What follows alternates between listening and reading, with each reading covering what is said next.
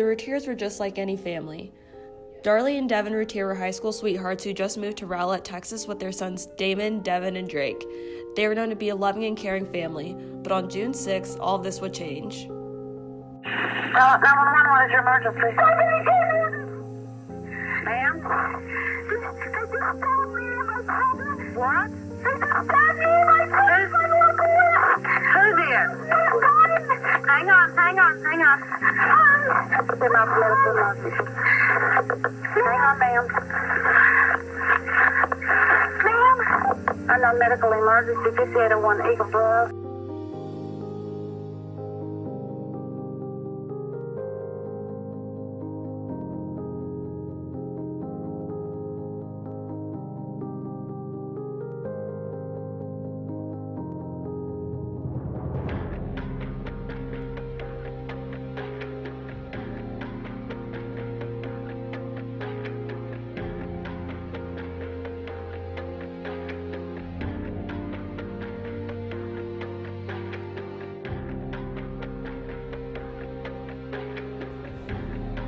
Darlie fell asleep with Damon and Devin and woke up to her children screaming and being stabbed with a knife. Darlie was also attacked by the intruder and immediately called 911 when he left. Devin had died before the police arrived, and Damon died in an ambulance on the way to the hospital. Darlie lived but suffered injuries from her arms and throat. Doctors say a necklace she was wearing saved her life. It was 2 millimeters away from an artery.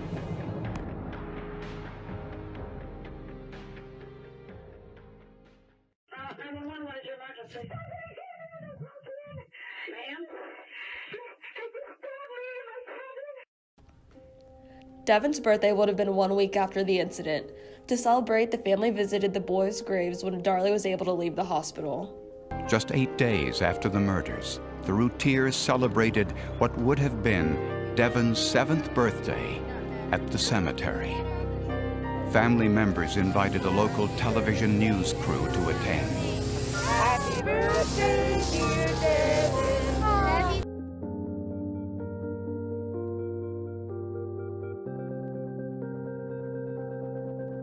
The big story about this is the silly string. That was your idea for the silly string? Yeah. You're the one that bought that and brought that there? And You can tell us about it. It was the most ridiculous thing. You know, Devin was fixing to be 7. We were having a birthday party for him. He was so excited. And then all this happened. You know, his friends had gone out and bought gifts, and then we had to explain to his friends and the neighborhood children that someone had come in and killed them. And I mean, how do you explain it to little children? You know, little children don't understand the grieving process like adults. They don't understand death and, you know, these horrible things that happen. so there were children there that day in addition to yourselves? We had a prayer service We planned first. a prayer service, and then we planned to be there at the gravesite that evening so all the kids could come. And since obviously we weren't gonna have the party, it was just a way for us to all gather and be together and to feel close and comfort. And it wasn't a celebration of their death. Oh yay, they're dead, woohoo. It's their birthday, you know? That's the thing that was looked at, examined by so many people and said, it's wrong, it was inappropriate. And it was so ridiculous. They sat there and they watched that tape over and over and over again. Who watched The it? jurors. The jurors. They didn't watched watch it. anything but the silly string part. So you blame I was never allowed to testify. Nobody ever asked me a single question about that. That's too bad. So Darlie sits in death row because of silly string and overzealous prosecutors and bad police work. She was wonderful. She really was, and it's very lonely without her. After the video was released, the Routiers went in for questioning, but only Darren would return home. After receiving the silly string video, Darlie was arrested for the murder of her sons. Police also said that her wounds were self-inflicted and that she staged a scene herself. They portrayed her as a materialistic mother who only cared for herself. She was sent to death row. After the trial, Stephen Cooper was the appellate attorney for Routier. He found over 30,000 errors in court reports. He also discovered an extended version of the silly string video, which showed a 2-hour service of the family mourning. When the court reporter and the investigators of the silly string were confronted, they pled the fifth. This is the 20th anniversary for Darlie's case. She has no planned execution date, but her attorneys are working towards getting her a new trial after new evidence on the case has resurfaced. Tasha from Dallas Morning News has covered this story and talked to us about her coverage.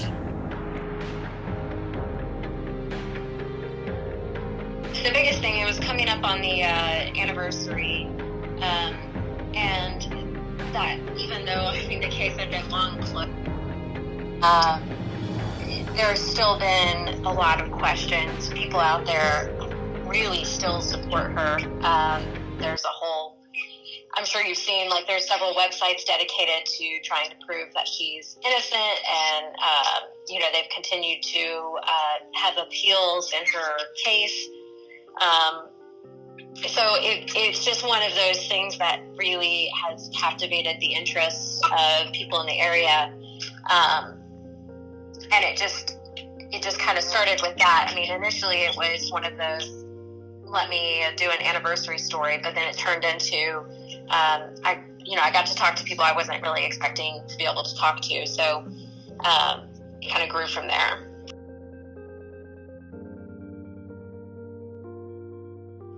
I can understand why people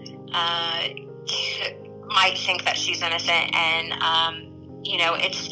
it's very hard to believe that a mother would kill her children. Even though, I know it's hard for people to believe that a father would kill his children, but I think it's harder for people to believe that of a mother, and that it wasn't, and that not only did she kill her children, that it was in some ways appears premeditated. That's really hard for people to wrap their minds around. I mean, there's a lot of cases of mothers who have killed their children where they were suffering from postpartum psychosis, and they were found not guilty by reason of insanity, and we've had some cases like that up in North Texas, and there is a lot of evidence that the killer is in the house. People want to point to the sock in the alleyway to say that there's no way she could have gotten that far. Her wound in her neck, was really bad, and the prosecutors were confident that it was self-inflicted.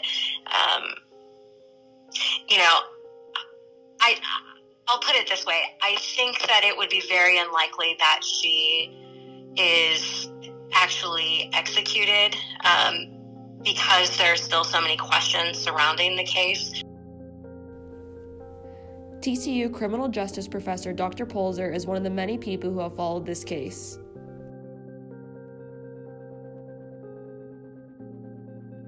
So first, it's your direct appeal, which also we just talked about in class. And so everyone who's convicted of death gets that one direct appeal. So everyone has at least one appeal if you're a death row inmate.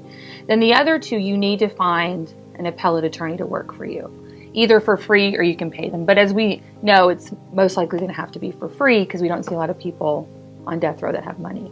And so then you have your state appeals, which you can go up to the state Supreme Court, and then your federal level of appeals, which obviously also end at the United States Supreme Court. So that's also why it's taken so long for a new trial, because they're using every avenue of appeals they can, and they're still working on them. So that also takes an extremely long time. She had these really bad sores and burns inside her mouth, and that was never brought up in the trial. And why that is important, they think, is because one of the big questions was, her and her two sons were sleeping downstairs, and the questions was that she told the police officer that she woke up to her sons being stabbed. One was already stabbed, the other was almost done being stabbed and slowly dying. And so obviously the question is, how do you not wake up when your two kids are being stabbed right next to you? And so back to her sores and burns in her mouth, they say that is a sign of when someone puts like either chloroform over your mouth to knock you out, that when you breathe it in, it causes those sores and burn-like sores in your mouth. So that could easily explain away one of the biggest questions was, how do you not wake up when your 2 kids are next to you being stabbed to death? And I think that would have been very compelling to a jury to know that, because I think that would have also changed the course of her trial.